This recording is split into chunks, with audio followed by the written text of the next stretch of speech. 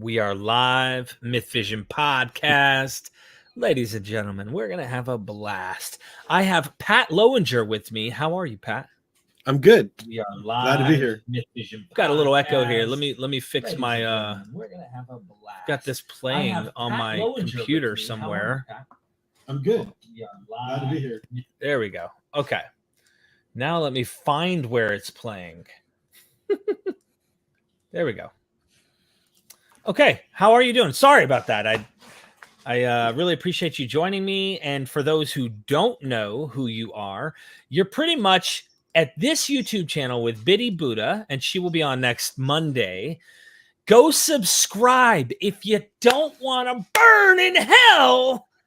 Okay, was that a bit much? Me a little bit. Oh, okay. I'm sorry.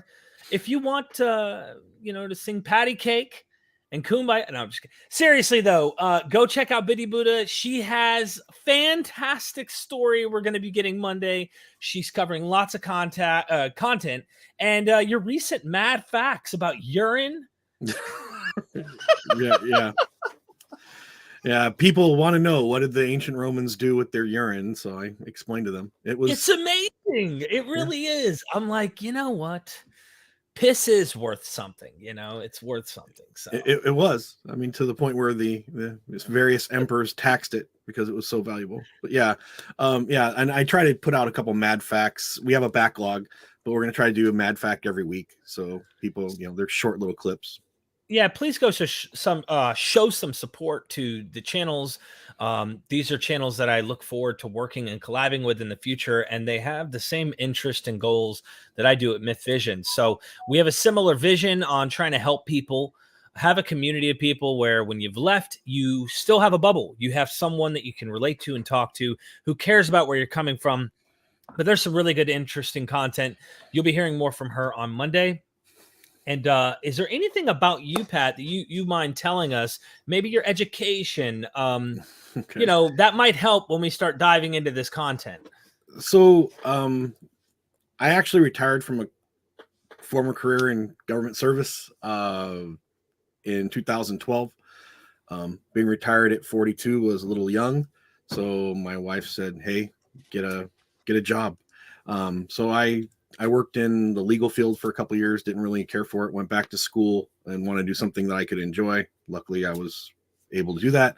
So I got a master's degree in ancient history, and I really liked it. And in 2016, I was asked to go on an archaeological excavation with one of my graduate advisors. And I said, sure, but I couldn't go in 2016, so I went in 2017. Went to one of the places we're going to talk about today.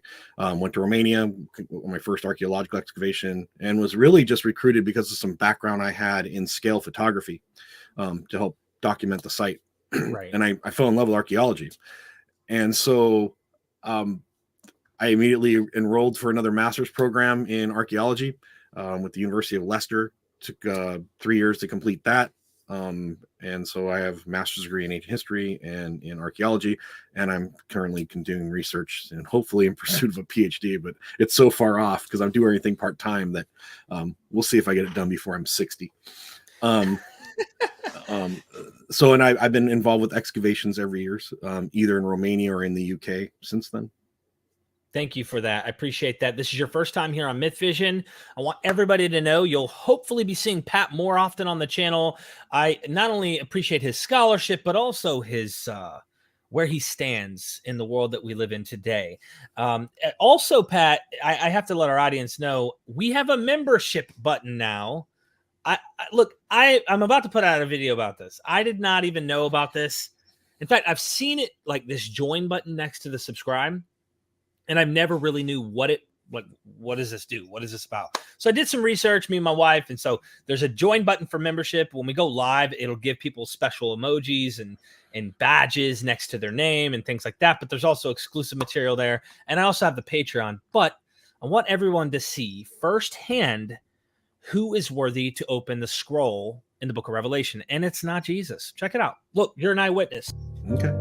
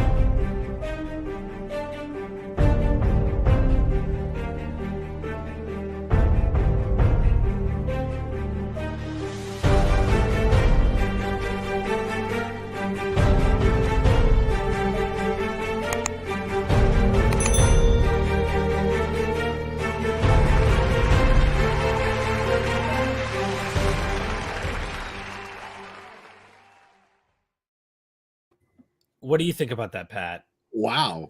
That's a distinguished list of people.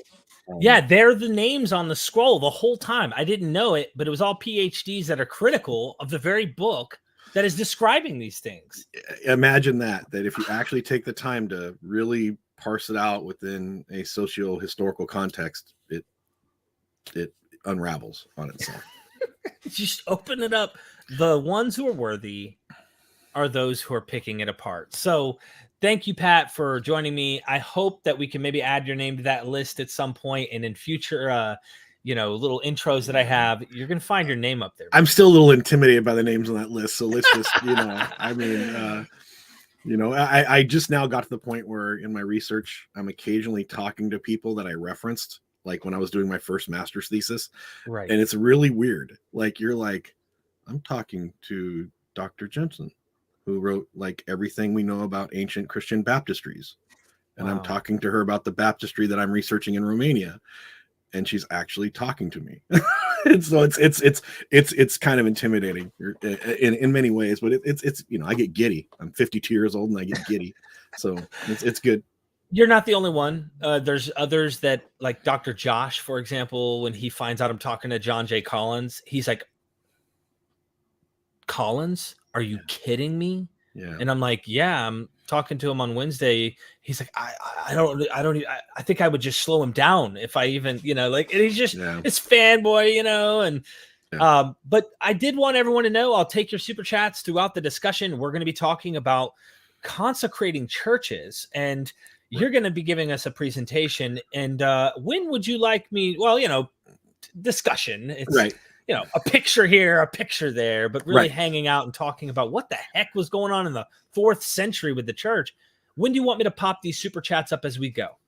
And as you want to, it's fine any point in time. So I just recently, some colleagues in Romania, we're putting together, and it's an edited volume on the Danubian limes, basically that part of the Roman Empire that had, fortifications along it to separate it along the Danube from the hostile north.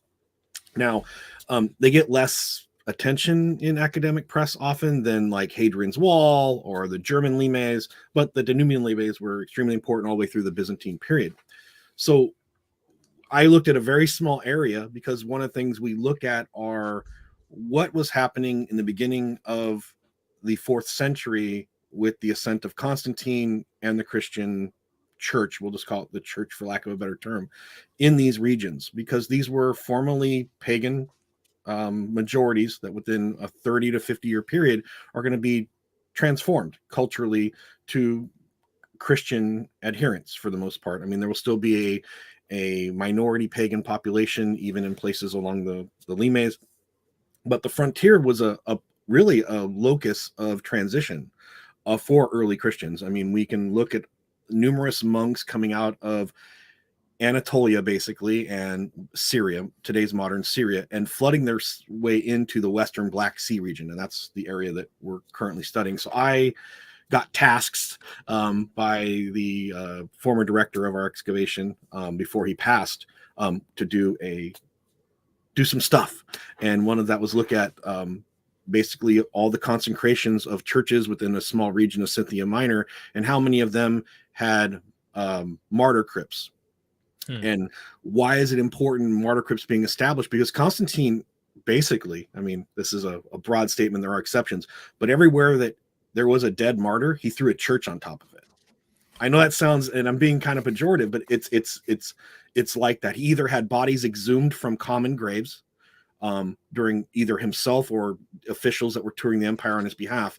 And to change a landscape of the empire within his reign. So within about 2.5 decades, Constantine had built thousands of churches under imperial patronage.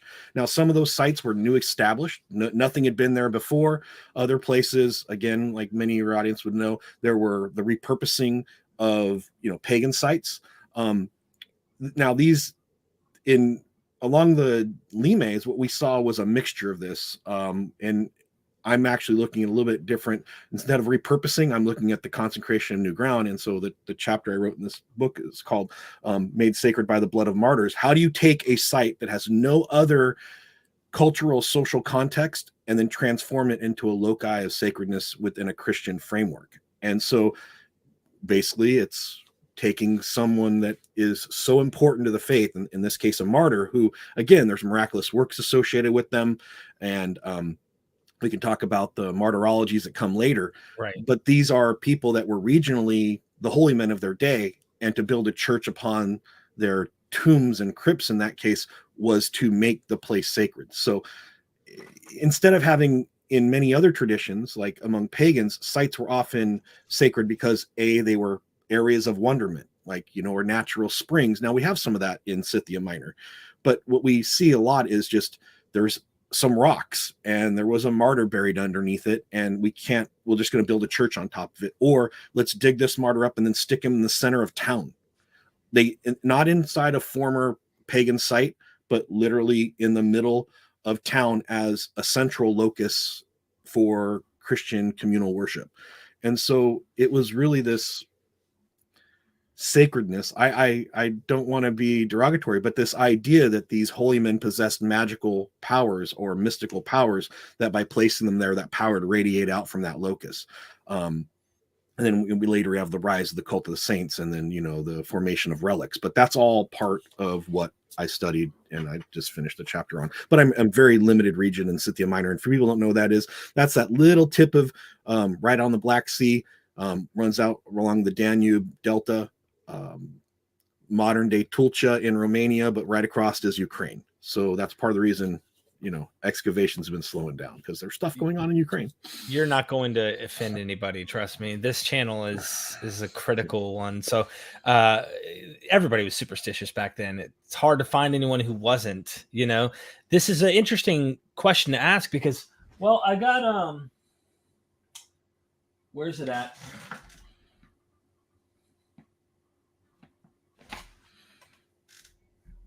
Got a book over here somewhere that I just got, and I can't find it. The Myth of Persecution by Candida Moss. You know what I mean? Wait. Yeah, it's right here. It's somewhere back here. That's what I was wondering. Yes. And I actually am in touch with her about interviewing her on this very topic. So I think it might potentially have some relevance with the martyrdoms, and we're going to get to that. Real quick, Jake K said, what are those nice looking books behind Professor Lowinger?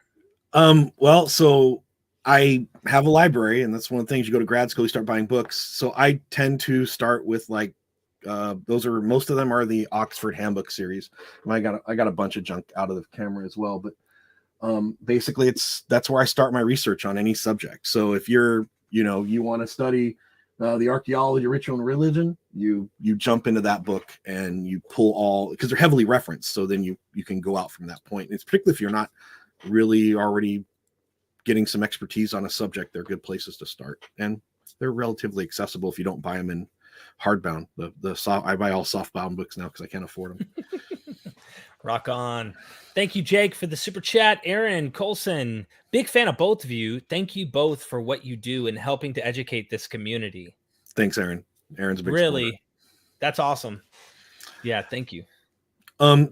And that's one of the things I kind of had to parse through. So in this region, again, there are 27 identified martyrs in the martyrologies that are, again, some of these are historical records, and I use air quotes on purpose because the martyrologies often were a century or two after the events occurred.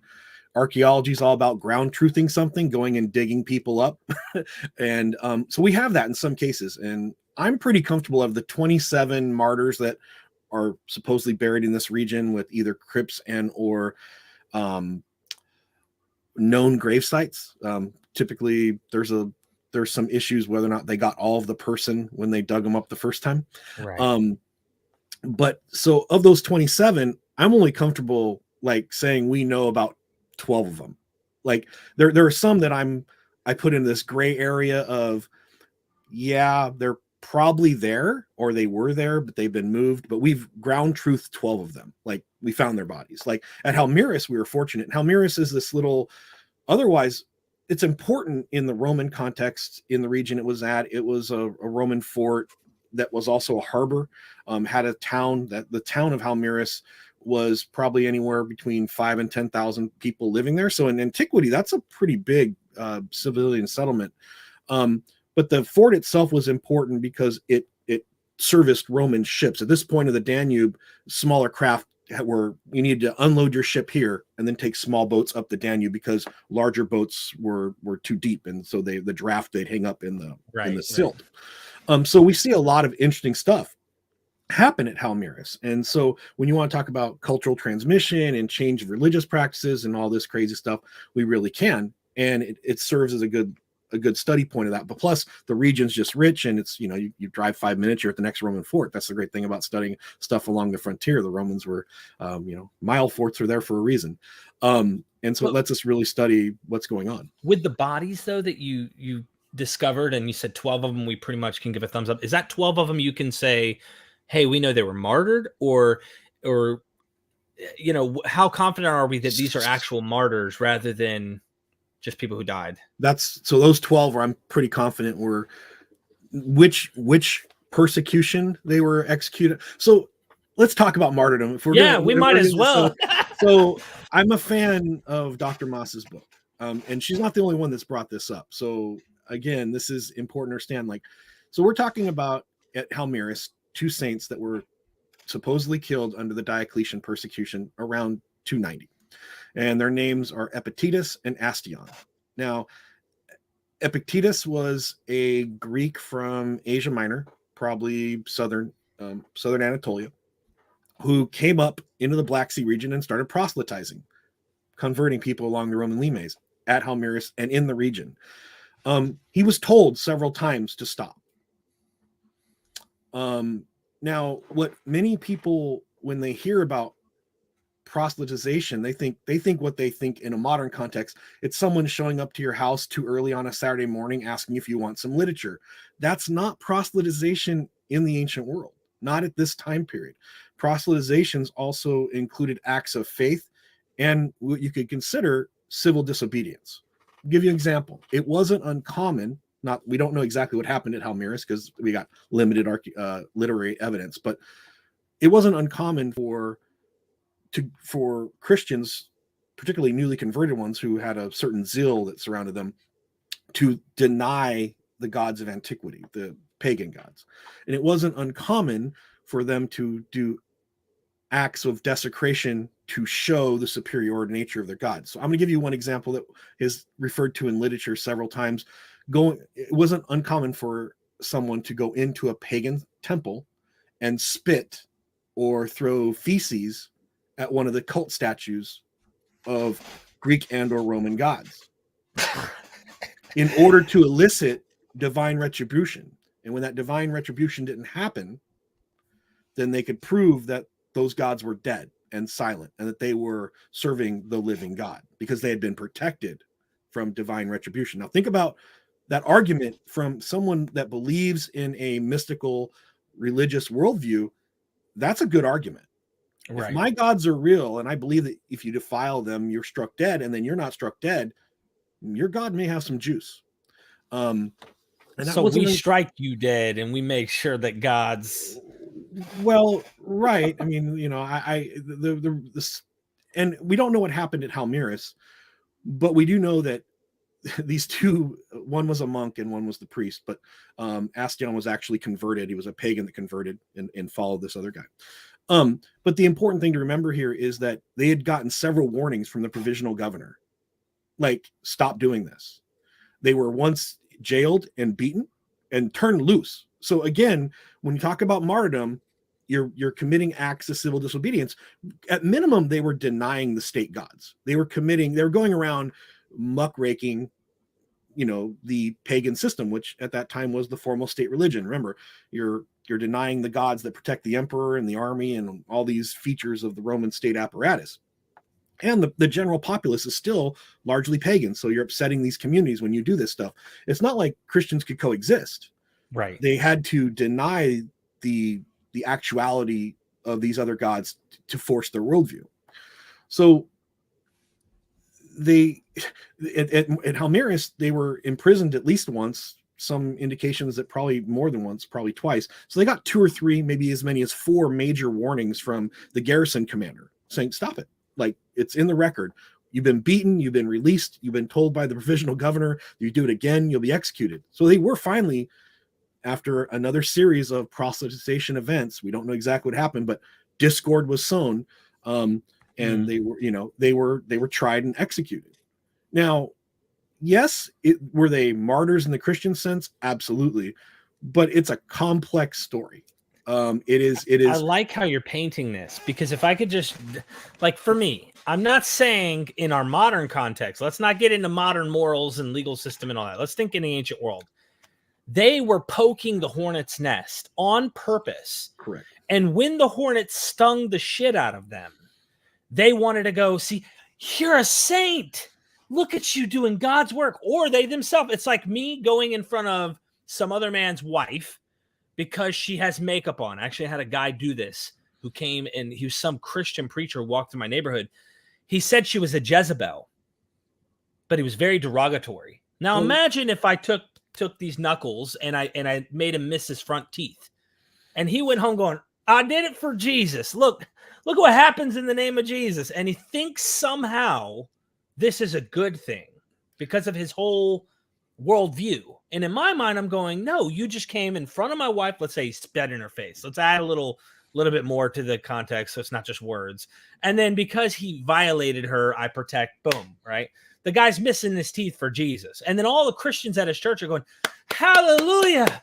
Look at you, man of God. Look at you. I always use this example with students, right? So my students go, but we live in a society now where we don't do things like that. We don't understand why the Romans would react to it. First of all, denying the divinity of the emperor was problematic. Denying the divinity of the state gods was problematic in that system. But I go, well, let's take 100 people. We'll stick them in a room. And they go, okay. And we're just going to sit there and I'm going to desecrate the American flag. There's going to be a part of that 100 people that are going to be outraged. There's going to be a certain percentage of that people that are going to of that group that might react violently. Okay, right. That's what's one context, and we can agree free speech and all these things in our modern system. Well, then we're going to, in a religious context, we're going to violate one of the Vatican Museum statues of Mary. We're going to have probably more people, and some people, this Venn diagram, there's going to be periods of people that overlap, right? Some people are going to be mad about the flag and mad about Mary. And then we do something where we desecrate like a sacred book, say, for example, the Bible or the Quran. Like, we're going to be able to elicit reaction from people. And in the ancient context, there were people that said, just let the Christians do what they're doing. They didn't care, or they weren't to the point where they needed to react. But when it was repeated over and over again, people started becoming culturally sensitized to these acts, right? But not every ancient, and they weren't just Romans. These are ancient Dacians and Thracians and Greek colonists that lived in this area. But over time, this constant social anxiety and tension between both groups, because pagans were acting out badly towards Christians as well. Right. That we need to understand that. But this tension boils over, and sedition was what typically these proselytizers were charged with. They weren't charged with being Christian. And that's another myth that people understand, is they were charged with acts against the state. If Christians walked around, handed out literature, and were like, okay, I'm not going to speak out, call your gods false, do these other kind of dissident acts, then Christians probably would have been left alone, but they might not have grown as quickly as either, because what this did is these acts of public defiance, and then the fervor that grew up around them was actually was a mechanism for Christian converts as well. Being religiously, that religious fervor has a way of spreading regionally and helping with converting new people to the faith. Okay, so I got a super chat. Let's get the super chat, and sure. Then I like how you built up martyrdom to kind of give a little more context and say this is what they were really doing, and here's what they're being charged with. Of course, from the Christian perspective, like I said, the guy missing his front teeth in my analogy would have gone to the church, and the church would have been like, oh, you're such a man. Right. You said the truth. And you know what? This is that. But in my context, I'm going, you just violated the absolute crap out of my personal, private, whatever. It's just amazing when you put on different shoes, how views. And Derek, when you went back and told the story to your friends and family, they would have supported you. Exactly. They'd have been like, they did what to your wife? right. What's that guy's name? You know, if I see him, I'm going to do the same thing. He's going to have 4 missing teeth, right? Right. I mean, these are the kind of things that people with, you know, and the tension gets worse. Right. Exactly. Right. So now they have this prejudice towards these people proselytizing, and the proselytizers, they know how to get under your skin, and in their martyrdom, I like to think soteriology, carry your cross. It's almost self-destructive ideologically. Well, they want this to happen. It's sick. Well, this is why so many early Christian fathers had to tell you, don't martyr yourself, because being martyred was seen as a way to go straight to heaven. And so when one of the Christian, you know, several Christian fathers actually talk about it, don't seek out martyrdom. If it comes to you, don't deny your faith. And then in some cases, if you deny your faith, we'll just give you a small penalty and you come back to the church, especially if you sacrifice the emperor. What do you got to do? But these are things like those that die in the faith were elevated to superstar status. I mean, if you were martyred, you're now a saint, and you're now given this martyrological view where your bones are sacred. Again, these 2 guys in Palmyras. Again, there's a small church down the street, a couple miles away, that we look at as we're excavating this site. There's a new modern church. When the bones were found 2001, they were exhumed and they were placed, you know, Dr. Michal Zahariadeh, the guy who was the director of our dig forever. He's like, he was like, I'm glad I found him, but now we have to deal with the church. Like, and our site became a combination site, archaeological excavation and religious pilgrimage site. So it's July 8th every year, we have to stop archaeological excavation because thousands of pilgrims meet at this church a couple miles away and undergo a sacred procession to the site, because we still have the crypt. The crypt's open and accessible to the public, so they can come into the martyrs' crypt. Now, I can only tell you the amount of archaeological damage that's occurred with thousands of people every year coming in to a site that hasn't been touched in 1700 years, and people touch it, by the way. And so there's all these issues, and then, you know, there's issues with looting and things like that. But these are just people that are tied up in religious fervor. I almost, in a way, I don't fault them, because there's not the mechanism in place to stop it. But like picking up a stone that was part of the crypt or the basilica, the church, you know, people have an affirmation of faith. You know, again, if you have this worldview, these sacred stones mean something. This is a object of pilgrimage, and these were very common in the ancient world. I mean, you know, we have oil lamps, and I think I have it's in the presentation, doesn't matter, we'll look at it later, but they're like oil lamps where people would brought these from Constantinople up to or possibly Jerusalem up to Palmyras. These were objects, these are sacred objects. And the same thing would happen on pilgrimages today in a modern context, where people pick up these objects because it's an attestation of their faith that they've gone here. It's a way to be rememberful or mindful of the experience, so they can re-envision that experience, relive that phenomenological experience. Again, we'll talk about phenomenology in a minute.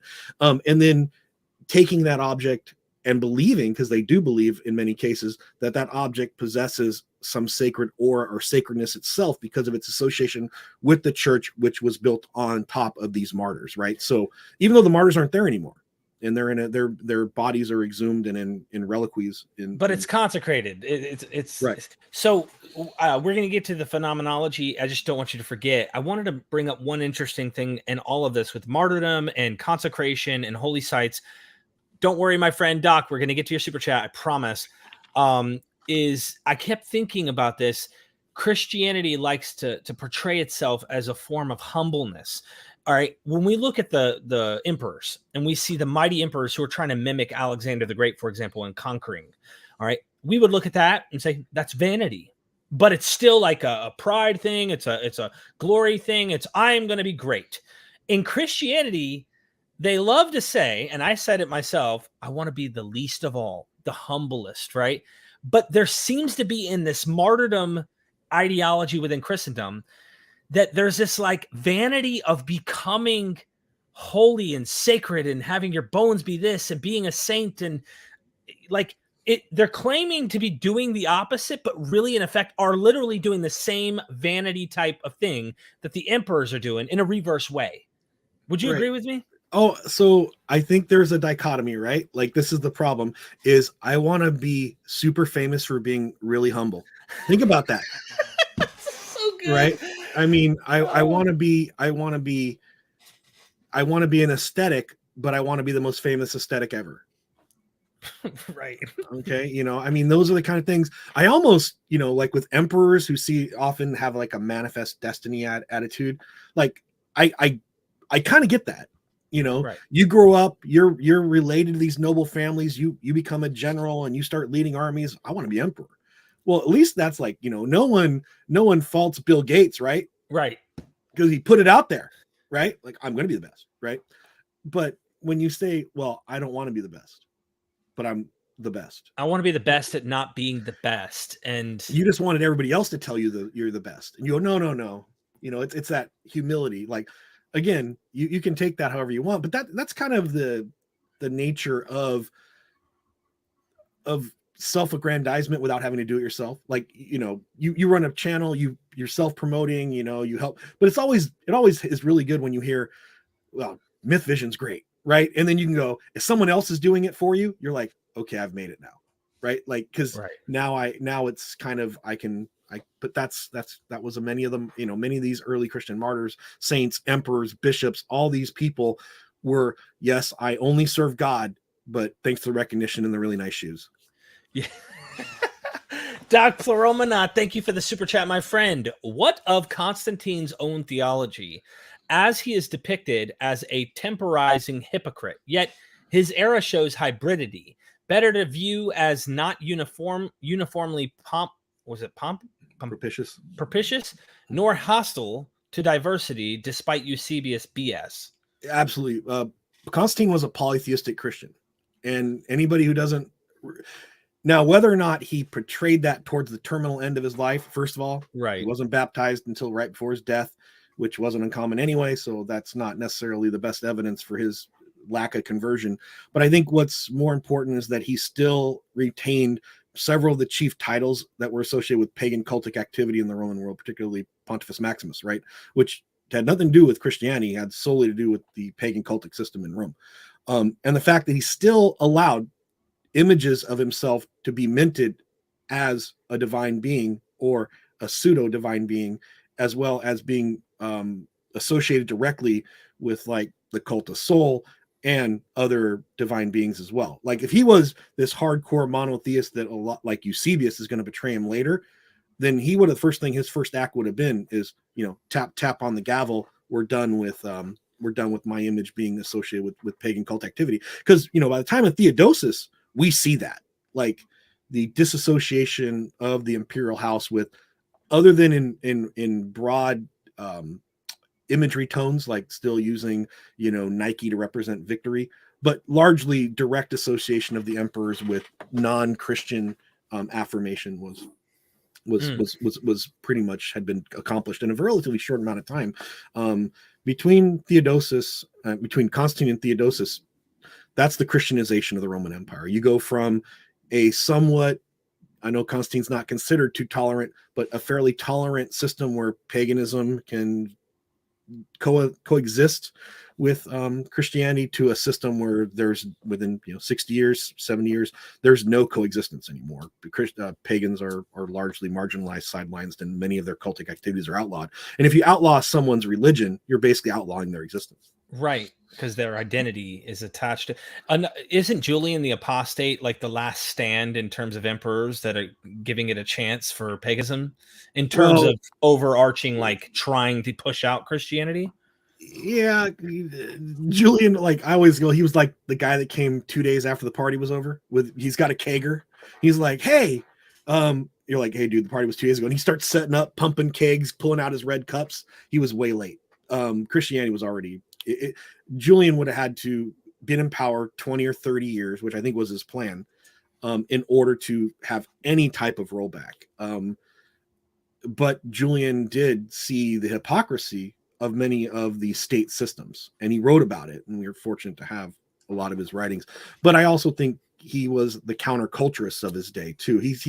I'm not saying he was right or wrong, but he did see both the positives and negatives of Christianity, and really was more than willing to talk about the negatives, which made him very unpopular, and that's why he deconverted. Okay. So briefly, you were going to get into something, but I just wanted to ask another foundational question of martyrdom. When did consecrating bones of Christian saints become a thing? Are you aware of when that actually starts to happen? So the cult of the saints is kind of a mysterious creation. So we typically look at Rome for, because we have catacombs and different things.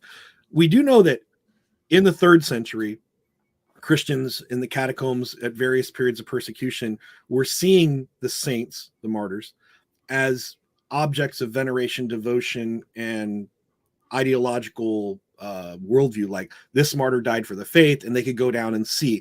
And so that's kind of where we start seeing this creation of an affirmation that the martyrs were greater than ourselves, right? And I'm using it as if I'm the person on the receiving end of this faith system. But definitely by the time of Constantine, the bodies of the saints have now fully been adopted and integrated in the system, where these people themselves, their bodies, their uncorrupted flesh, by the way, because later on there's going to be this whole idea that the bodies of martyrs and saints are uncorruptible, and that's still Catholic dogma and Eastern dogma today, Eastern Orthodox. Mm-hmm. So, like, the uncorrupted flesh of the martyrs, again, I've seen these bodies. They're way corrupted. The issue being that, there's a faith system associated with it to project sacredness, holiness. And it's really, this is where we get into the phenomenological aspect of religion. You and I can go to, let's just say, some beautiful mountain range with a lake. And I sit there, I'm going to assume you're an atheist like myself, because you copped out to it. Yep. We can go there and look at this lake and go, man, this is awesome. And have a sense of wonderment. Yeah. Like, if you want to call it spiritual, that's typically how we'd go. Like, it's kind of mood altering, psychological changing, makes you start contemplating things you didn't normally contemplate in your daily day existence. Now, if you wrap that within a religious worldview, a supernatural worldview, that experience can be adjusted to where now you're interacting with the divine. This is what ancient people did. The reason so many sites in pagan systems, and we'll just say, like, I spent last summer touring Wales and Scotland, looking for transition points between Celtic into Roman into Christian systems in those two regions. And what we see is the awe aspect, like sites that are emotionally provocative, right? Like, oh man, this is great, often become sites of cultic activity for various religious systems. And that's the experiential nature of it. So when someone is already predisposed to supernatural thinking and they go to one of these sites, they don't think like you and I, in many cases, wow, this is a beautiful feat of naturalism. The way that this is a place I'm interacting with the divine. And this was a very common motif and trope, and it was projected culturally, like, well, when you go to this place, you're going to feel the gods. And then, so when it happens, it's confirmatory, which again, this is all the experiential nature of religion. And we had that a lot in antiquity. And that's where it brings us back to the question of consecrated ground. So if you're kind of in an ugly place in the middle of a town and you want a place to be special and be a loci of that system, that experiential nature that will bring a community together, that you all have a sense of shared wonderment, you have to have something special. And what is more special than a newly built church that's built on the crypt of one of our holiest people in this region, one of our holy men, and in some cases, very rarely women, though. And there's some definite sexism in this, by the way, is the number of female to male martyrs. So you have these martyrs that now, when you go into the church, you're standing on sacred ground. So if I tell you this ground's sacred and you have the same cultural framework I do, there is a, not guaranteed, but a high likelihood that we're going to have a shared phenomenological experience. It may not be the same in our brain, but when I say, did you feel that? and you felt a little bit, but I felt a bunch. We both agree we felt something. You may be feeling awe and wonderment at the architecture. I'm feeling that I'm actually touching the saints. Like there's a mystical, magical connection, right? Mhm. Supernatural, metaphysical, whatever you want to identify it as. And when we all sit together and confirm our shared phenomenological experience, it reinforces it communally. And then you have shared phenomenological experiences, even though each individual is, when you pull them apart out of the group and ask them what they're feeling X, this person's feeling Y, Right. but they're all having a quote unquote religious or spiritual experience. And that makes me like, just to point back to the New Testament, just in that point you make, this is something I look at.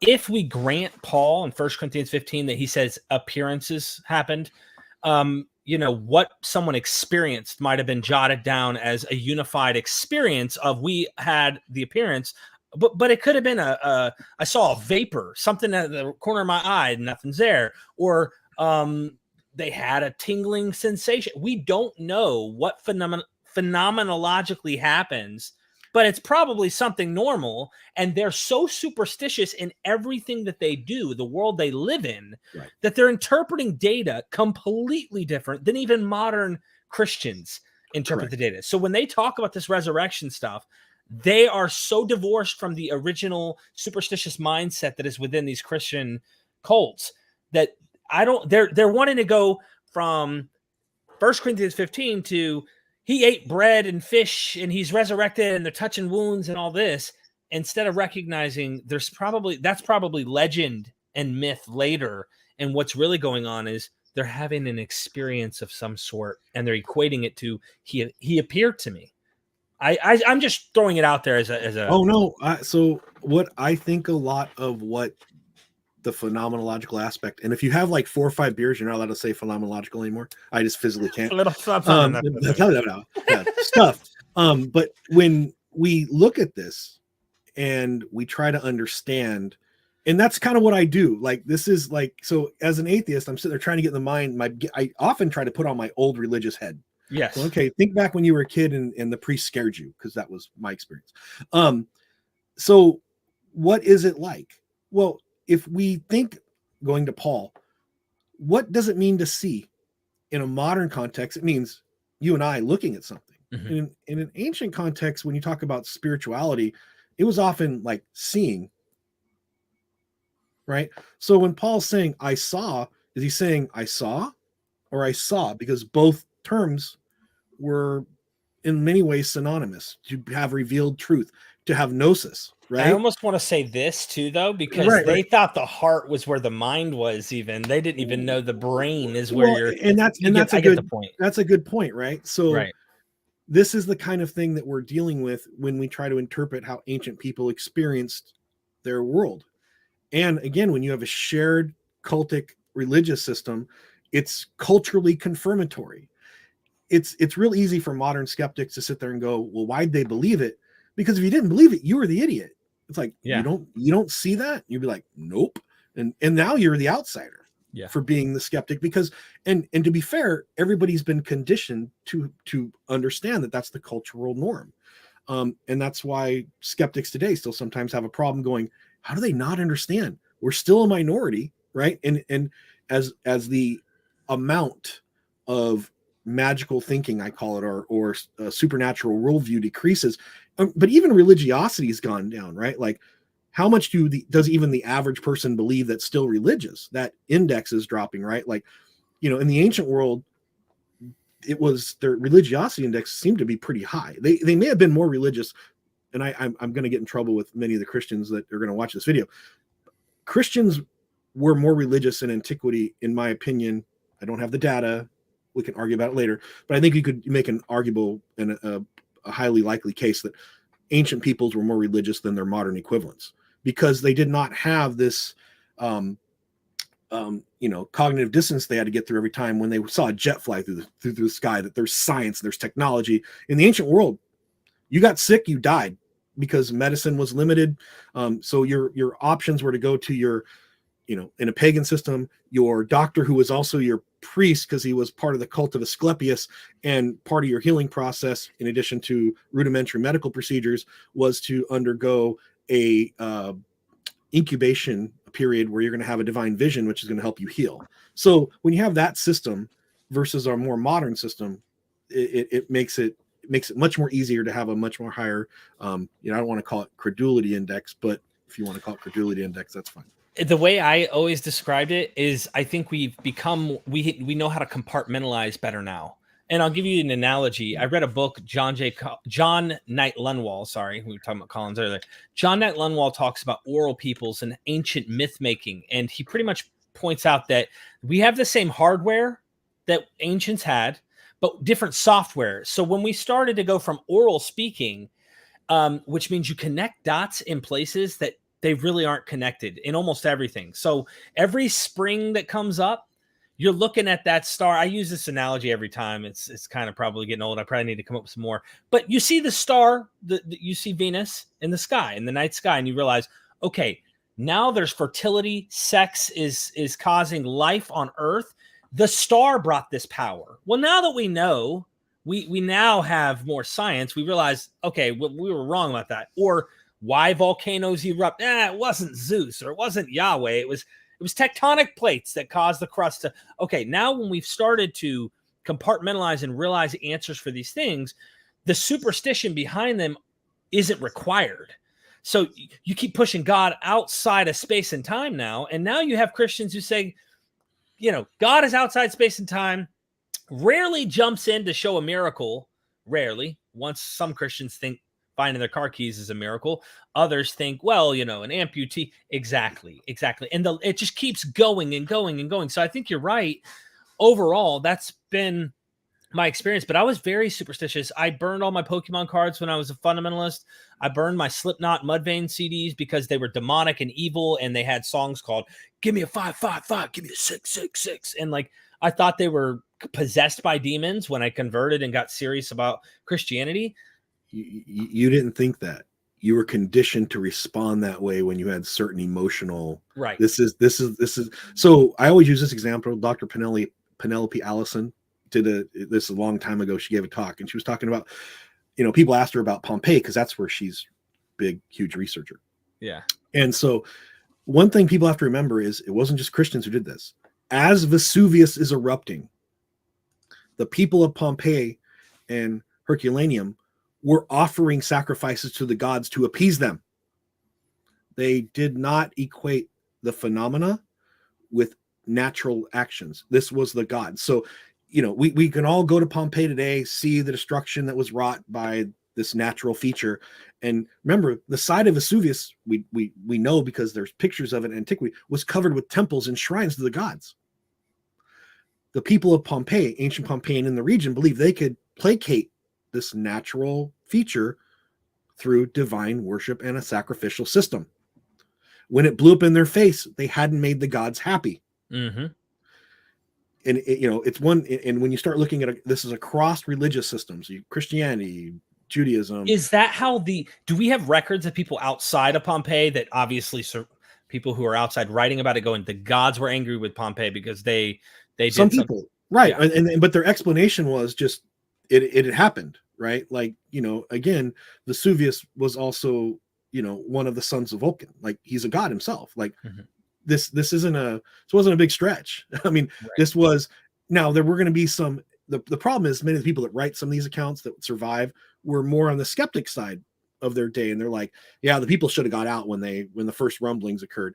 But the same thing is, here's their forewarning. But at the same time, the average Joe and Jane of their day were thinking, if I placate the gods, then everything will be okay, because that was the cultural system they lived in, because they worshiped communally, just like Christians did. This individual Christianity that you see today, this individualized faith, that's not how people in the 4th, 5th, 6th, 7th century looked at their Christianity.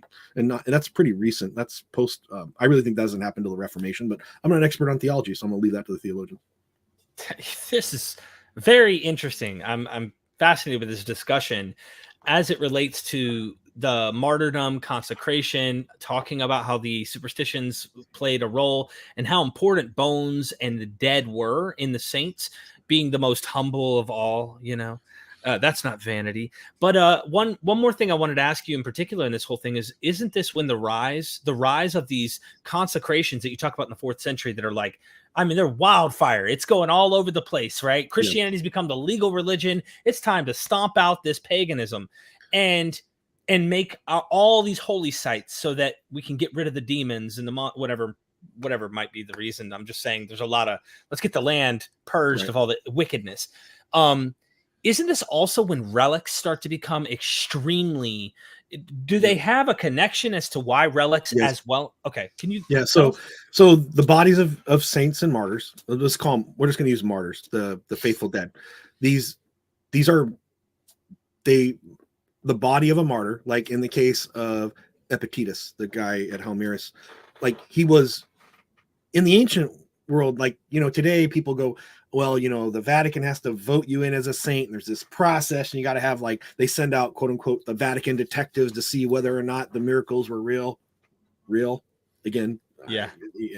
But they have an investigative team, and you can't become a saint until you prove. In the ancient world, it was popular affirmation. Like Epictetus and Astion were listed in a martyrology because the people of the region, the bishop at Palmyras, again, he has no motivation to say, yes, we have 2 saints that died and they're underneath our church, and it makes it a holy site where you can come and worship faithfully here, right? Again, imagine you're a bishop, and literally at Palmyras, the bishop's house is next door to the church. So he's living within a consecrated area as well. And this is another thing people have to understand. There are gradations of sacredness in many systems. I'll give you an example. Judaism, it's the Holy of Holies, right? Only certain people go in there. You go on the temple ground, though. Once you go, there's certain places that you can go to this wall, but not this wall. In pagan systems, there was this as well, right? But in Christian systems, it's I live inside the town. Okay, well, that's just the town. Everybody lives there, but the town's blessed. Yeah, the town's protected, right? Because we have shrines and dedications that around the walls of medieval towns, for example. Then you go inside, and there's the area that you go to, the monastery, right? Everything in the monastery itself is sacred. Or you go to the small church, the town's church. Well, once you go into the walled area of the church, you're on church ground, you're on holy ground. But once you go into church, the building, now you're somewhere super special. And what's the most sacred spot in a religious system? Again, Christian religious system, the altar. They have a little wall, or sometimes a fence, or sometimes just steps that demark it. Do you have pictures? We haven't even been showing. Sure, yeah, we do. We have a bunch of stuff. Okay, here, I got you. Just tell us what we're looking at, and let's have fun. So this is the actual crypt at Palmyras. Now I know it doesn't. When Dr. Zahariadeh and then later Dr. Karavas were excavating the site, one of the things that happened is we took the dome off, and that's why I showed you the pictures from Novio Dunum, which again we'll bring that up in a minute. But this is the outline of the simple basilica that was constructed during the reign of Constantine. Now those are steps going down from the very top. I don't know if you guys can see my cursor, but no. Okay, so from those 3 stones in the middle, there's stairs going down. There's a flagstone over the top that was left in place. But in the back, I have other photos. That's the crypt itself. And so on 2 little niches on the sides where the two saints were living, and their bones were still in situ when we went there. So this site wasn't looted in antiquity. And I would say I'm talking about the excavation team, but it was Dr. Zahariadeh and his team back then. Like I said, I didn't join until 15 years later. So he excavates this site. Finds both the martyrs. First thing he does is a detailed osteological examination, and interestingly enough, the bones showed signs of traumatic damage, like fractures that had healed. So the story of them being beaten and released, again, that also shows that there was some time between these incidents, because one of the issues is if you have a bunch of head injuries, which was common the Romans to hit you on your head, and they had just healed and they were probably in the later stages of healing when you were finally executed, that's probably indicative of this having over several months rather than one day, the next day, within a week period.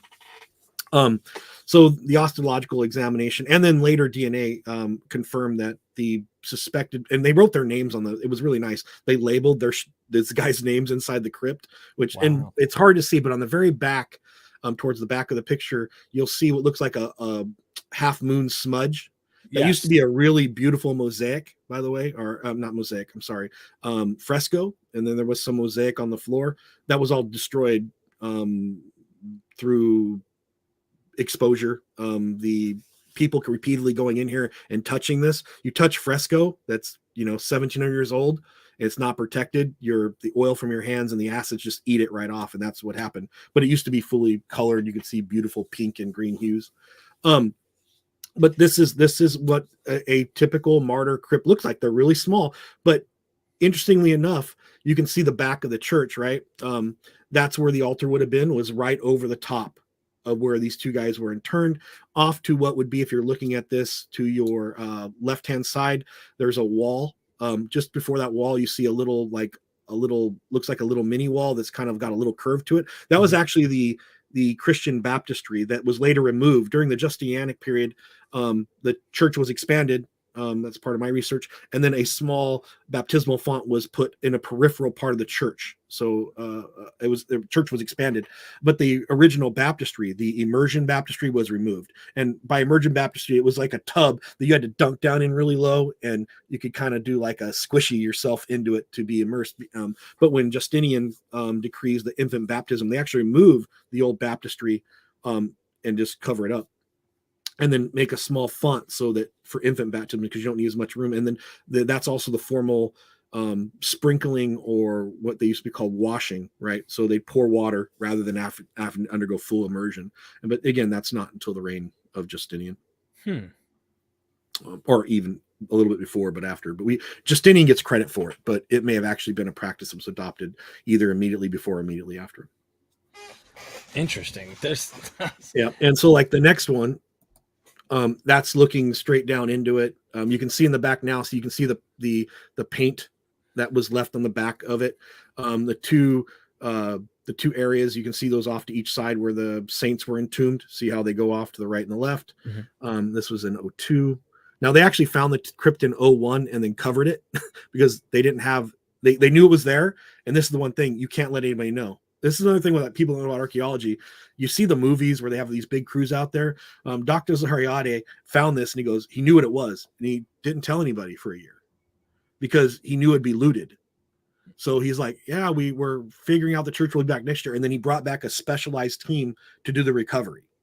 And he actually was fortunate enough to have someone that he could leave on site for a year to watch the site to make sure it wasn't looted. And fortunately, it all worked out. But it wasn't from lack of being totally afraid it was going to happen. And that's a detailed of the mosaic as it was today. And interestingly enough, it had their names written in Greek on each side, so we knew which one of those two niches they were in. And you can actually see the bones of an earlier person right here. See in the corner? Yep. So that's interesting because during the later Gothic invasion, it was actually happened. This isn't a Gothic person, but the forts burned several times during the Roman period, and during the Alans, and then later the Goths first, and the Alans and the Slavs later are going to also capture this fort.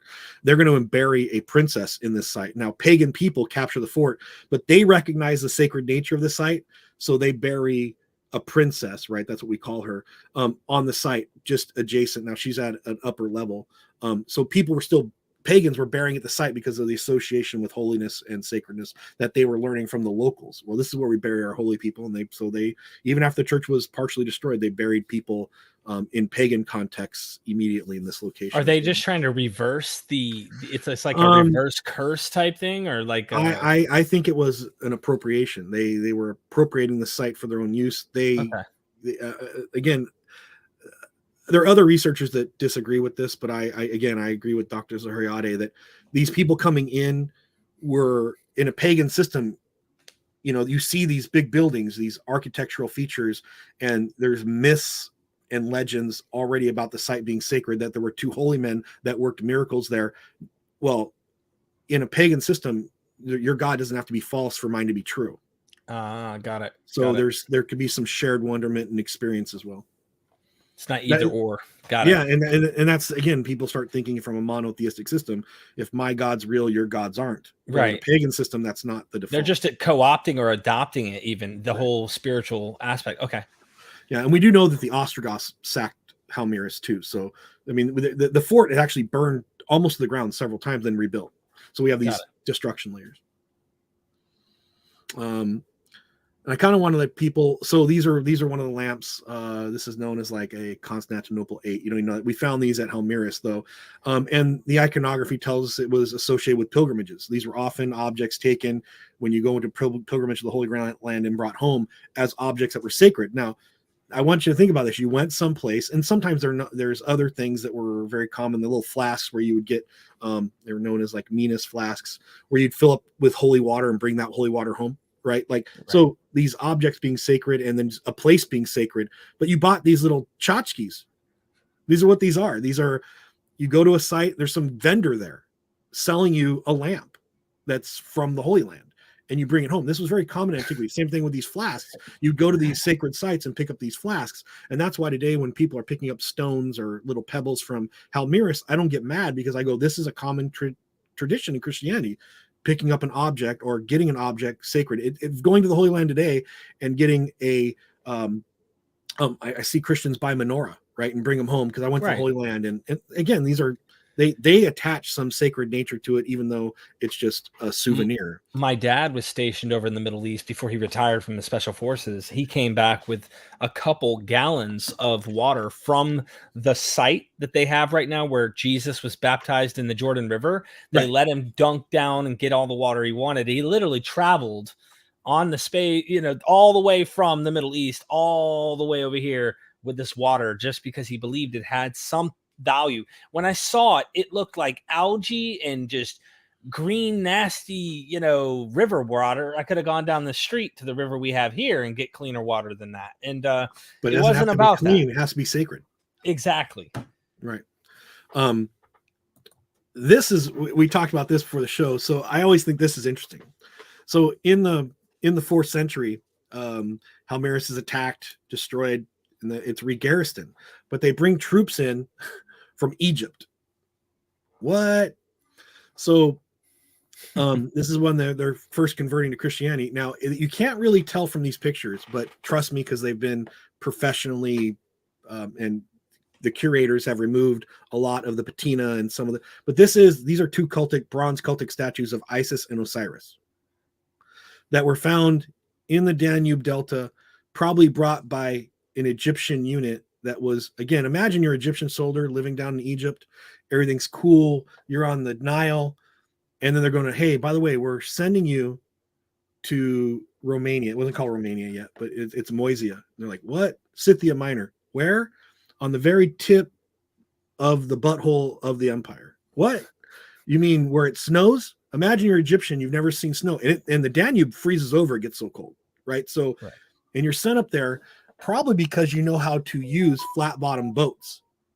Because the soldiers were part of the responsibility in the Nile region was, patrolling the marshes.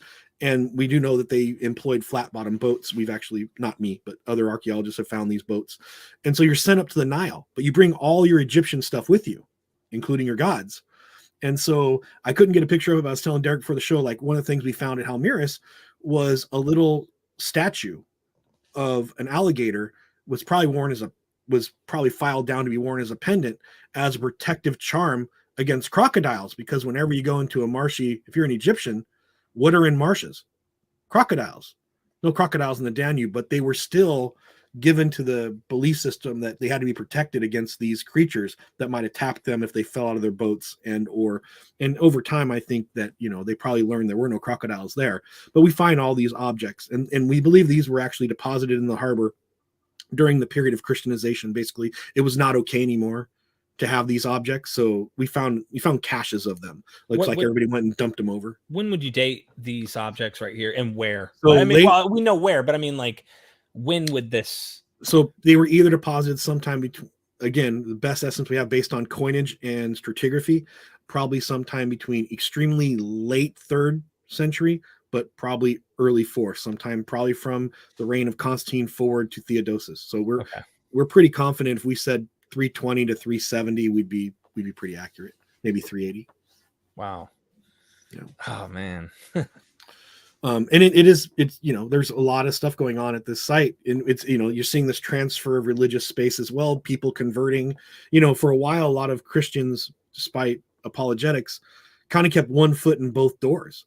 They would sit there and, hey, yeah, I am gonna do some cultic stuff with my friends who are still pagan, and do the Christian stuff on Sunday, for example.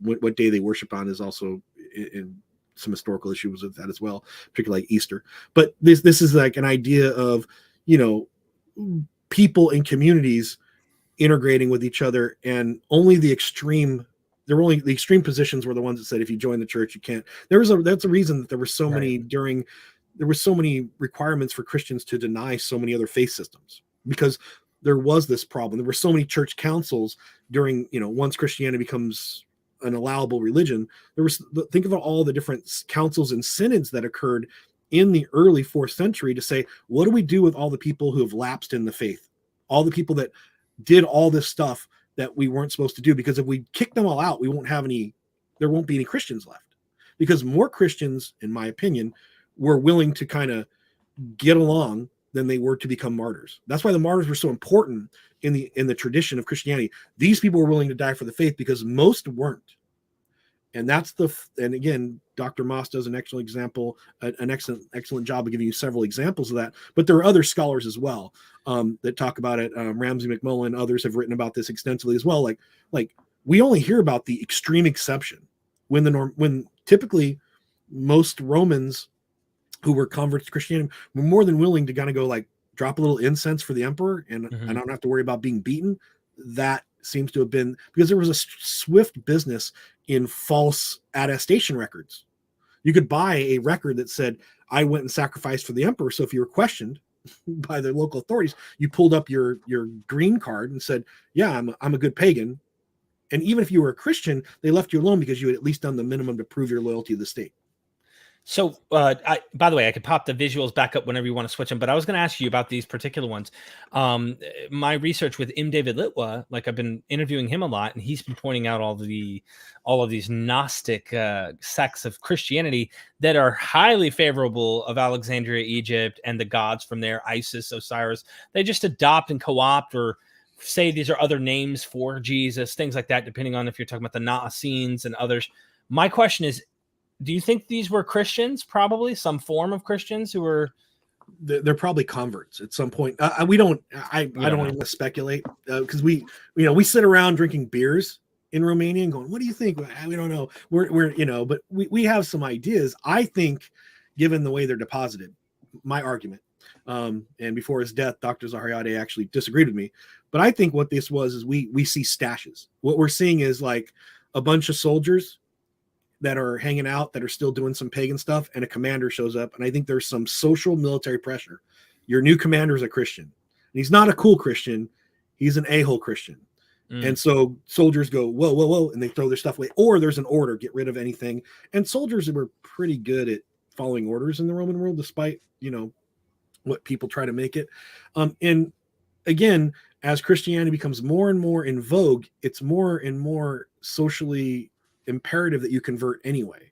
You didn't want to be the guy on the outs or the gal on the outs in the ancient world either. Like when your town is converting, everybody's converting, you should do it too. And you go, your parents might not convert because they're stuck in their system, but you're 21 years old and hey, it's kind of the new thing and it sounds really cool, and so you do it. And it's the tattoo you can't get rid of because now everybody has the tattoo. We all have tattoos from our youth, at least I do, that I go, whoa, yeah, that one. I'm glad there's cover-ups. Right? Super chat from Doc Pluromana. Thank you for the support, Doc. I really appreciate it every time, man. How on earth was Theotechnos? Yep. Theotechnos canonized after the Acts of Pilate as an anti-scriptural polemic, despite dubious authorship? As you say, martyr supply and demand. Right, and we see a lot of this, particularly in Rome. In other regions of the empire, where all of a sudden martyrs just spring into existence. Now, if you were a skeptic in your day and they found some bodies and someone said, well, those were the two martyrs that were killed at this time, and there was a story, it seemed that it was a very low threshold for confirmation in antiquity, particularly when it came between the 3rd, 4th, and 5th century martyrologies. You could just say, yeah, some guy died because he died for the faith. And he could have been a cattle rustler, for all we know, and was executed by the state because he found a body. And he could have been some guy who just died of old age, right? And you just happen to find a crypt, and he happened to be a Christian. Well, you know, he was actually, his legs were broken. And in families, there were motivations to get someone in your family associated with a martyrology. Like, oh, that was my uncle. Think about it. It's the motivations for falsification were high. But I'm not, that's why we ground truth it. That's when we dig these people up, we examine their bones. Hopefully in some cases we're able to put them back together. But a lot of times when we actually, like, again, we showed you there's a spot called Novium Dunum, right, another martyr site that I'm studying. Like, there's supposedly like 14 martyrs there. I can find 7, half of them, and 2 of those aren't full bodies. What we're doing is we're counting femurs. That's kind of, I had to come up with a system. So I'm like, well, what bones am I going to use? Well, we don't have enough skulls for it to be 7 people, but if I get 14 femurs, that's 7 guys, right? Because the bodies were looted in antiquity. And what I'm finding is that in other churches, they're saying we have a martyr, but it's unidentified martyr. And I'm going, well, we have half a body there and approximately half a body there. So it's not 2 martyrs. It's the same martyr moved, or sometimes it's the same martyr name, and they were separated in antiquity, and both places are claiming that that's the martyr site. You can only be killed and martyred in one place, but they both have different martyr traditions. No, it's, make this guy up, it's Saint Alexios. Okay, well, where was he martyred? Was he martyred at Novio Dunum, or was he martyred at Axiopolis? Both cities claim them as their martyr. Truth is, he was probably killed somewhere in between. And even in antiquity, the people associated with their own town, because they were looking for that sacred connection. And when it was time to exhume the body, he was already been dead a while. And so they fought over it. I don't think that was it, but they said, you take half of it here, you take half of it there, and you both have. And then over time, we lose some of these records, and it becomes a much more confused. The people in antiquity knew exactly what happened, probably. Like, yeah, we're taking half of them, you take half of them, and we'll both have churches built on top of them. You take the pinky toe, I'll take the middle finger, and we're good. I mean, and duh. Well, and that's something else I talk a little about in my chapter is you used to have a lot of a martyr. Like, it was like, it started off being the whole body. And then later centuries, there's less and less martyrs because you have to go back to the original sources. And this is what, even today with relics, like, this is why a relic is the tip of a pinky now, because you keep cutting these guys up. You know, it's like dividing a pizza. There's a certain point where I'm not getting a slice anymore. And this is the problem with relics. And remember, relics are, again, they're a magical system. This is sympathetic magic. And within the Christian religious system, many people don't want to acknowledge that because their theology promotes this concept. But the body of a martyr is magical because it's holy. Holiness is sacred. Sacredness gives you a connection to the divine.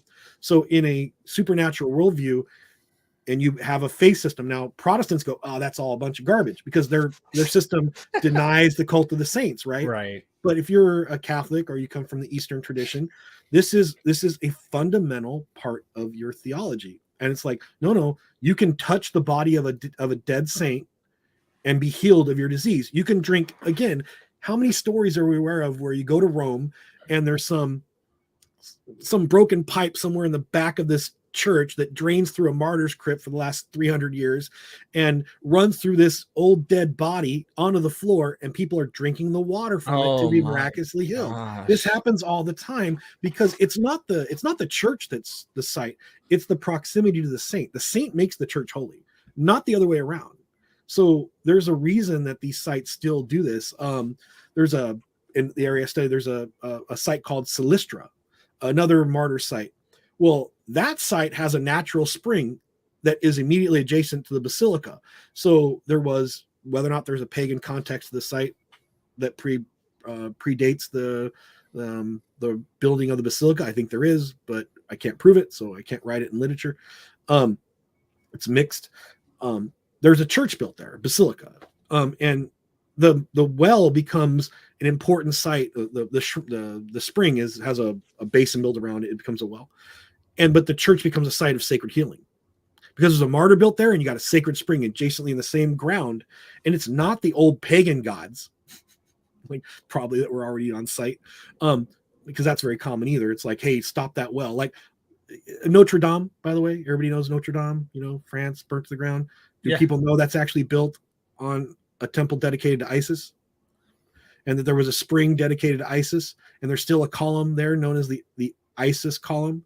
And so the healing water that was at Notre Dame was originally a pagan source, because that's what was going on there. Then these are the kind of things that are going to, this repurposement and rebranding in Christianity was very popular. And this, adoption and purification and consecration, that was all part of the system to get the bad smell off things. But if you could build a new church where you don't have to get around any of that, and you consecrated the ground, it was holy from the get-go. Like this church at Halmiris that is a focus of my study.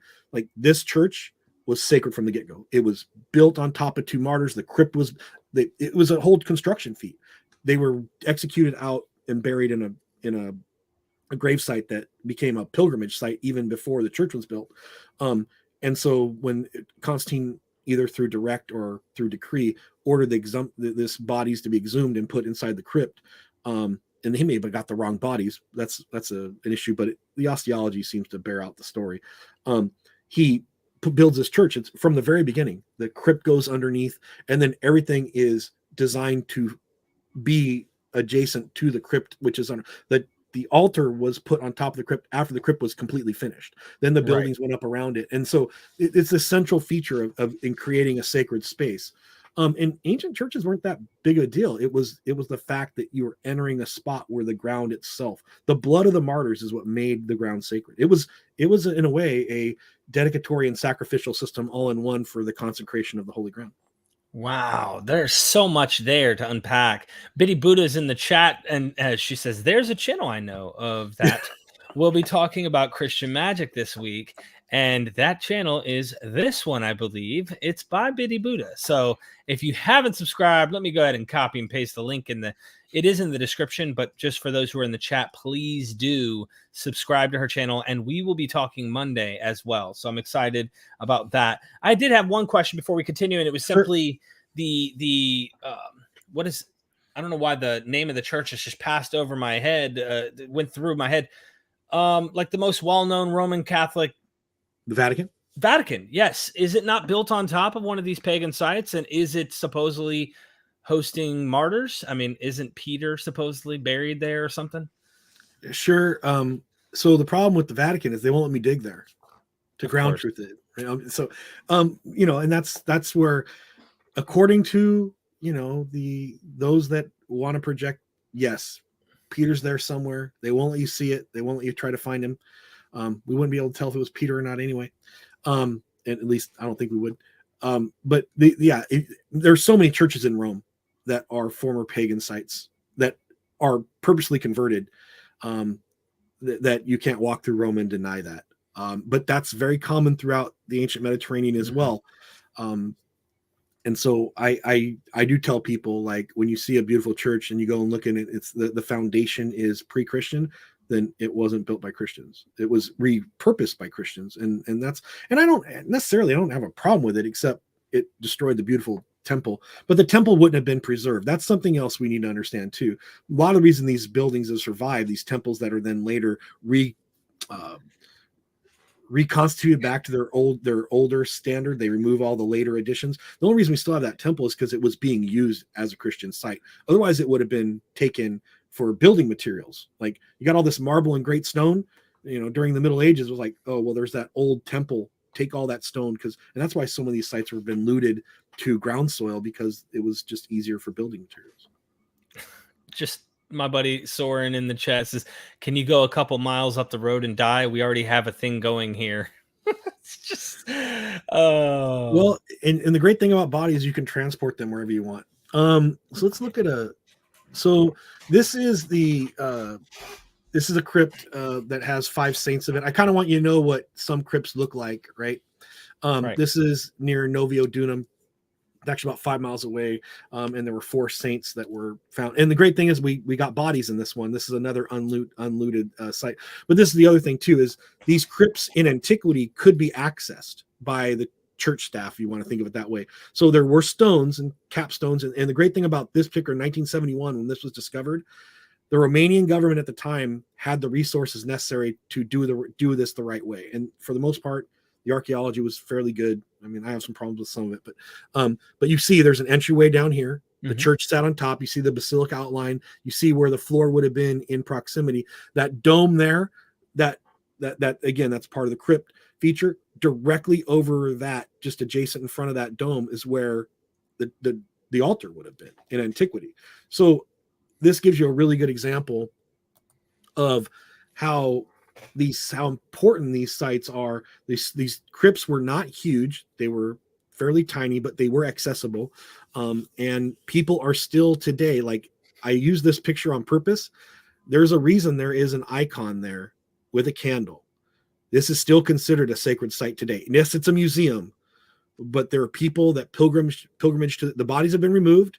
They're in reliquaries in the Romanian Orthodox Church, but people still come to this site because this is where their bodies were. And because their bodies had been in contact so long with this soil, the ground is still sacred. Even though it's an archaeological site, it's still a site of religious pilgrimages. And it's really funny because it'll say this is an archaeological site, and it'll say in the same breath, it'll say, property and care of the Romanian Orthodox Church. Because the church doesn't just give it up possession of it, they allow public access to it, sometimes for a small fee. But then you can come see, but there's pilgrimages here to this day. This site is still considered sacred, and many people come and have a religious experience here. I've actually seen, and I'm not doing this I've seen men and women come to the site start crying because you ask them, like, what's going on, and I have to have someone translate because I don't speak Romanian, and they'll say something like, well, they're feeling the spirit of the martyrs, or they're imagining what it would have been like to be a martyr. Like this is a real thing. This is a experiential nature. And when you get into that mindset, and you have that cultural allowance for that, or that's the norm, then this is what, I can see why people are still today kind of in awe by it. Wow. Makes me think of Egyptian mummification, and like just how they would keep the body of the sacred ones and whatnot, like it really makes me kind of wonder. Let me try something. I just added a background. There we go. Set the mood. It makes me wonder about like the ancient Egyptian mummification and how they kept these bodies in sacred places and things like that. But eventually the Egyptian religion, I don't know, it's taken on new, like people nowadays are kind of readopting new things, but there's no real probably connection to the original ancient Egyptian religion itself. I wonder if that's what's going to end up happening eventually to the Christians, Well, I think religion is a reflection of culture. I don't think culture is a reflection of religion. I see culture as the driving force. And as even in Christianity, we saw changes, right? So we've seen, 2,000 years now of changes within the system. And, if you try to compare 4th century Christians that were living in Scythia Minor to Christians today living in Philadelphia, in the US, you might see some differences. And they're both going to take and put the badge on that they're a Christian. But I don't know if they could sit in the same room together and not call each other heretics, right? And that's an interesting thing as well. And maybe Christianity will jettison some of the more toxic aspects of some of its theology. And we see there are some progressive elements of Christianity where you sit down and you talk to them, and you're like, I can have a good conversation with this person. They're not a fundamentalist. They're not a biblical literist. They're kind of a cultural Christian who, again, for good or bad, takes only the good stuff and leaves all the bad stuff. And I don't necessarily have a problem with that. Me neither. I'm okay with it. I'm with you too. I mean, obviously I don't get it at the end of the day, but it's because I've I think I've developed a social life and developed a certain lifestyle that doesn't demand and require me being part of that, whatever that might be. We do have a super chat here. Apollo's Christian Apologetics. Thank you, my friend, for the super chat. Del Martin from Yale Lectures, that being martyred also directly resulted in special privileges going to heaven versus rising from the dead. If you agree, why was this thought to be exclusive at first?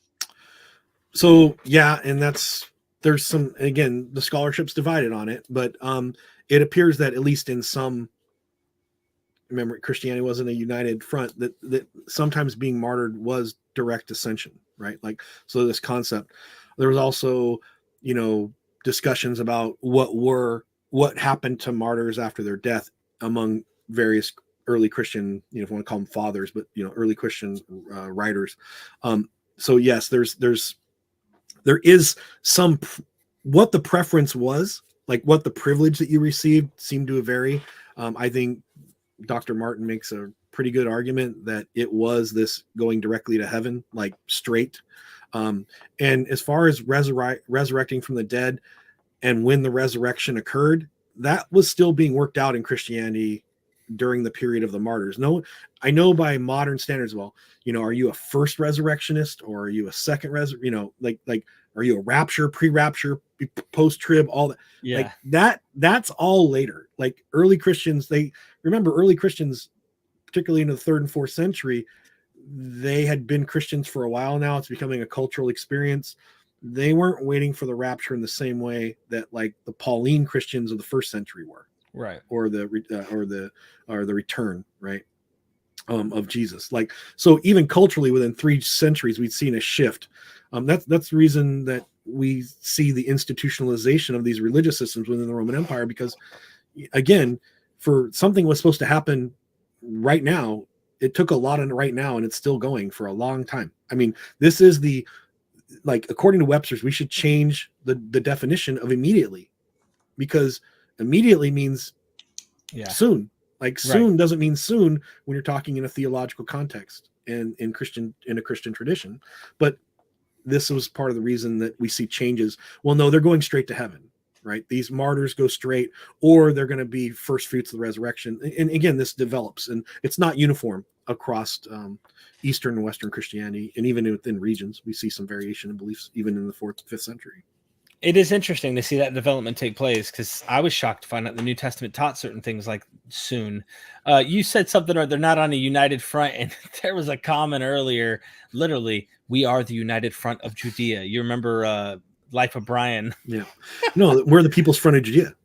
Yeah. No, the front of the people of the Judean front. Yeah. No, Judean people's front.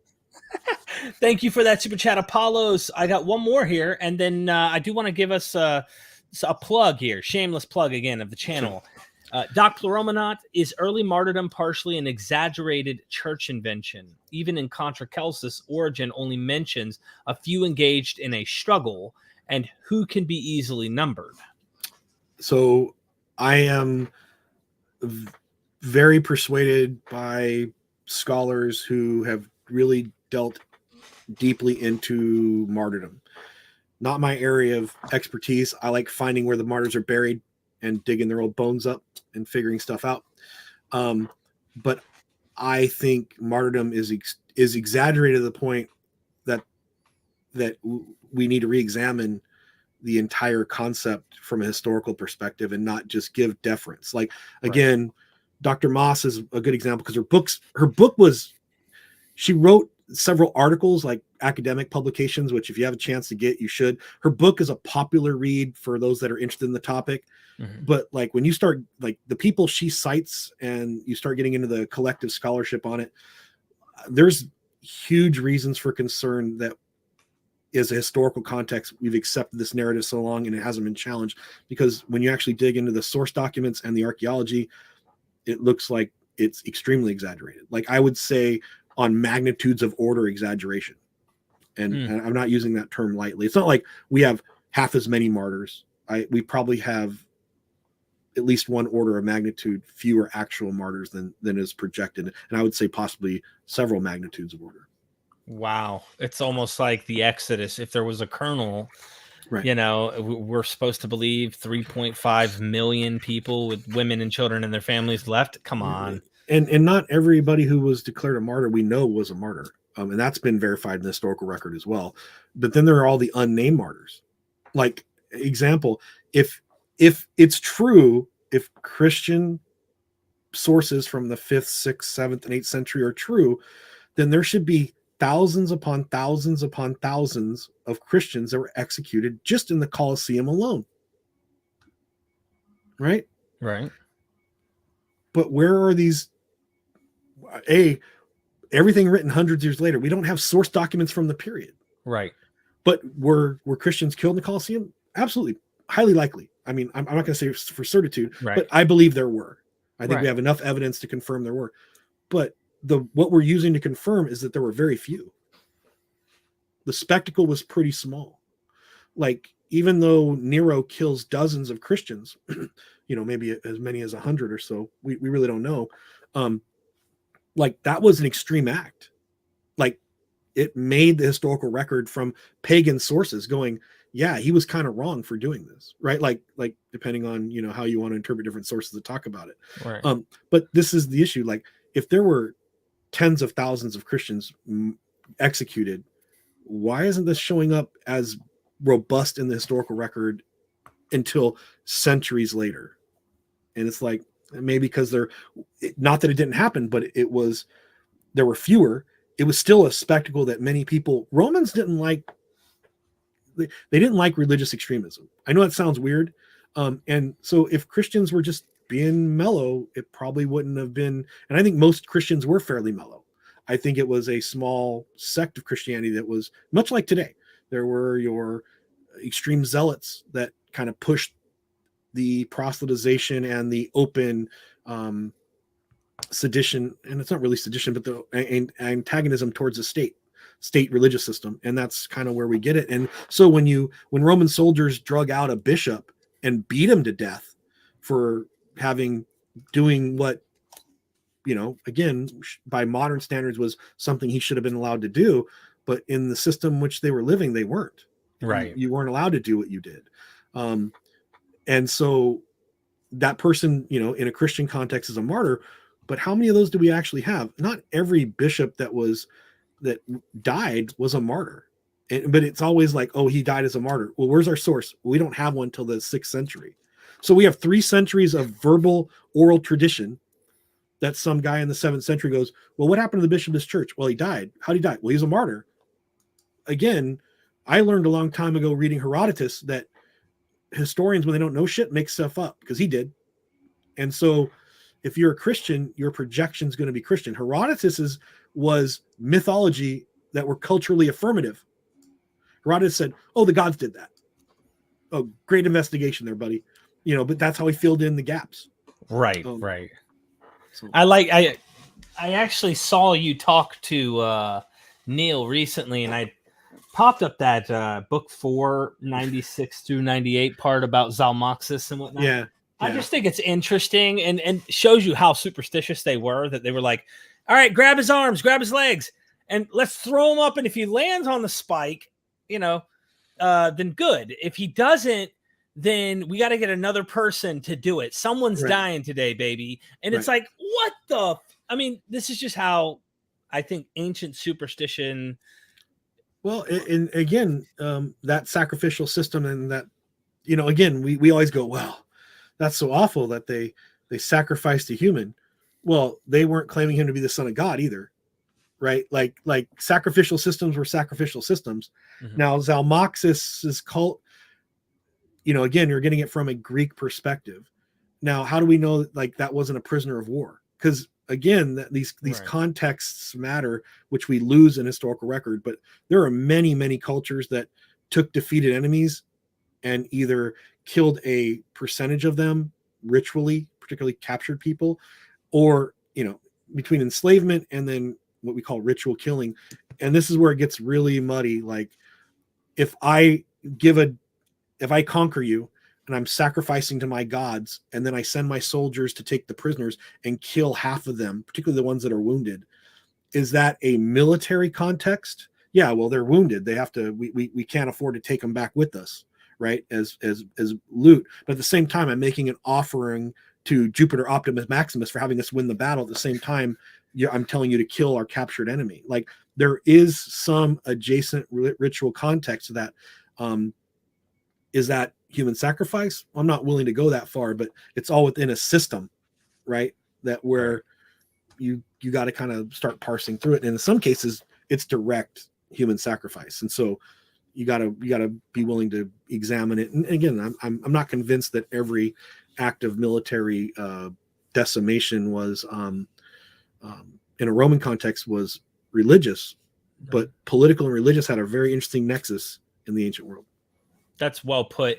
Just so everybody knows, I recently wrote an article that was launched on Academia about minimal doubts argument, and I'm just trying to like respond to the fact that Christians have this minimal facts argument, and I'm like, let me give you reasons why you should doubt. But I open up with the motivating factor, and maybe I can just tease everybody with a quick little intro to the video. It's on my Patreon. It is not public yet, and I don't know when it will be because we've got a lot of lives coming up. So here, I'll just play a little intro for you. Can we really know that is dogmatized on which version John had in mind? If you're being distracted by an incessant knock at the door, don't worry. It may be an axe murderer, but rest assured it's not me. I'm not trying to share with you the good news that your Christian faith is misplaced or in vain, but it is my task, even if self-appointed, to try to keep you honest when it comes to the Bible. If Scripture gives you welcome promises, it also bequeaths you serious doubts, and your faith will not be worth much until you face up to them fair and square.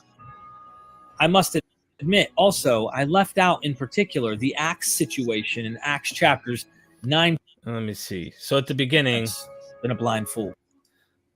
Now we got an ad. Okay, so that did not work. That flopped. Like I was expecting it to work a little better than that.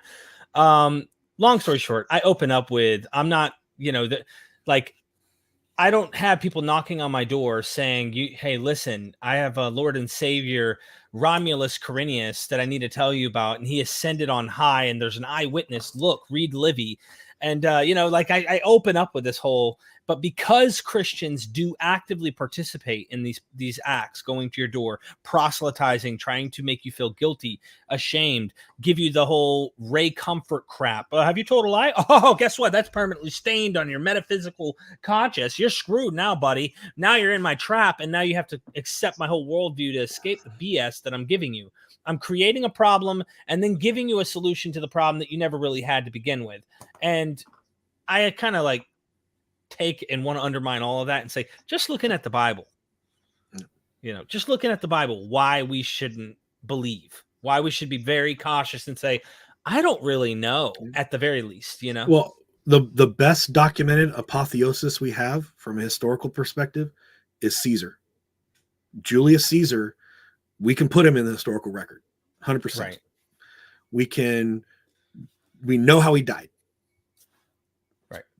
Historical record seems to be pretty clear and pretty confirmable. And we have a massively witnessed event during his apotheosis at his funeral, where he ascended into heaven and became a divine being. And no one's promoting that from a historical perspective. I'm not arguing for the divine Julius but if we actually said, well, how many people actually do we have by name that watch this? Well, we can actually go, well, the entire, all the senators were there. Well, we can pull up Roman records and go, well, these were the senators, or at least some of them. So we can put names of the witnesses and verify that they were historical people. Again, if you started getting really technical and getting really weird about it, but I'm not going to promote that Mark Antony was right when he said, I want to be the new head priest of the cult of Caesar Augustus, right? It's like that. This is Julius Caesar, and then Caesar Augustus then later gets his own cult. These again, if you want to say, well, people saw it, well, just because historians say people saw it, we have to be careful about historians' motivations. Mm-hmm. And I'm a historian, but I also look at that's why I'm an archaeologist. That's one of the first things I realized is that if you just read an ancient text and you really don't get into you're really detailed looking at historiographic traditions and how we use modern historiography as a discipline, you need to not read these texts yet, because know that the people are motivated to represent both a cultural worldview. Now, there are some really good historians in history as well, but those historians, first thing they say is they minimize their supernatural causation. But even then, you have to watch out for cultural biases as far as how they perceived other people in other cultures as well. Right. And that's why there's entire books, like John Maricola is a perfect example. All he does is go through and talk about, like, when we read this guy or person's source, this is why, almost all of them are male, which also tells you there's a gender bias. As we read these sources, these are what you need to look out for, because this is what scholarship says these people's problems and biases are in their scholarship.